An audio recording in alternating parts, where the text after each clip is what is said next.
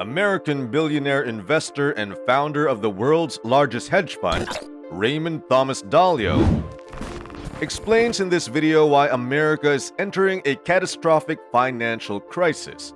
Ray says a financial crisis is like a disease that happens over and over again. Because smoke is proof of fire, the cause of this crisis is predictable. There's a process. Everything that happens has a cause, and by understanding that process and cause, you know the red flags. Dalio says to agree with this theory. He said, with those red flags, you know how to calculate whether people can pay their debts back and how the dynamics are going to work. He continues by saying that when there's a certain rate of debt growth that is unsustainable and that there's going to be a problem paying it back, you can see that you have a problem. According to him, when you start to have a debt problem and you're close to zero interest rates, that means that the central bank, the Federal Reserve's ability to deal with that won't work. You'll hit zero, and then you enter a new world, he said. The last time this was seen to happen was between 1928 and 1929, although something similar also happened in 2007 and 2009. But obviously, there's always a way they tend to tackle this problem. And the way is, the central bank prints money and buys financial assets, which was what all the entities did. And so, by being able to watch it day by day as to how they went about doing that, allowed us to navigate the crisis so that we could see the rates of deterioration and then the actions taken to end that in much the same way as Federal Reserve ended it in 1932 to 1933 for the same reasons. Ray said we have reached that point in the cycle where the price increases of financial assets, the influx of cash into the economy, and the subsequent impact on the markets and economy we are currently experiencing. And what happens, according to him, is that these financial purchases benefit those with financial assets more than those without. It widens the wealth gap, and very traditionally, this leads to populism, which leads to a situation that is extremely similar. So being able to see mechanically how the dynamic worked allowed us to navigate it well, he said. Ray is convinced that being early in the debt cycle is the best time to borrow money since it is put in assets that will be able to pay off the loan and grow, which increases asset prices. Then you reach the bubble stage, he continues to say, where everyone assumes that because something already happened and because an asset has increased in value, it will continue to do so. To finance this, borrowing money is advantageous because the asset won't be able to cover its cash flow. The top of the cycle usually happens when the bubble exists, and also the Federal Reserve or the central bank begins to tighten money to slow that bubble at the high part of the cycle. So as we take a look at that, we are approaching more at the top of that cycle. Ray Dalio doesn't think we're just there yet. He thinks we're in the 7th inning. In his words, when you have that tightening and then you have the turn down, I'll call it the depression phase. That depression phase happens because you hit zero interest rates and because they're less effective in monetary policy. That's why 2008 was like it was in much the way 1930 was. And so that's the depression phase. In my opinion on this long-term debt cycle, we are relatively late in the long-term debt cycle. We are relatively late in the business cycle. That doesn't mean imminent. I think there are 2 or 3 more years probably in this. I'm not sure for sure. But we are then going to have a downturn at some point. Downturns always come and recessions always come. And what we have is a situation in which the capacities of the central banks to reverse it are more limited because interest rates are close to zero, at zero in Europe and Japan. And also the effectiveness of monetary policy, quantitative easing is largely behind us because they have put that money in and those asset prices have risen.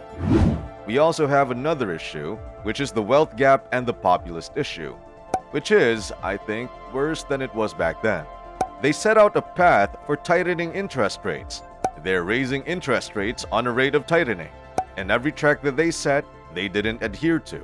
In other words, they tightened monetary policy much more slowly than they projected, and also the market projected. And that was appropriate. I think that they're questioning their own decisions appropriately. When you hit zero interest rates, you have a different type of debt crisis. You have more likely to have a depression. So I think the period that we're in is very similar to 1935 to 1940. Let me just explain that in a minute. 1929 to 1932, we had a debt crisis and interest rates hit zero. 2007 to 2009, we have a debt crisis. It hit zero. Then in both of those cases, there's only one thing for central banks to do, and that is to print money and buy financial assets.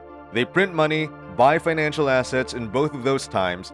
That pushes financial asset prices up, puts a lot of liquidity in, and also contributes to a greater wealth gap because those who own financial assets benefit when those who don't own financial assets as a result in both periods of time of the wealth gap and the economy not improving for a larger segment of the population. We have populism.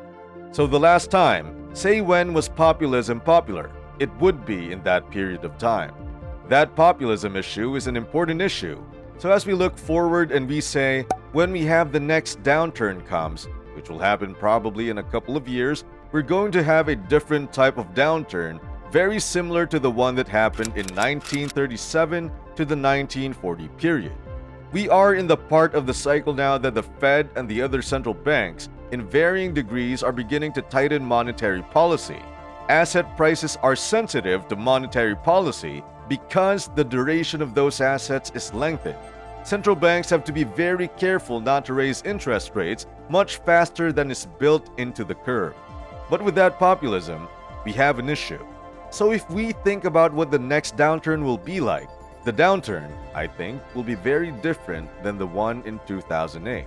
It'll be one in which I think that the social and political problems will be great. Because of that wealth gap in populace, I think there'll be more conflict.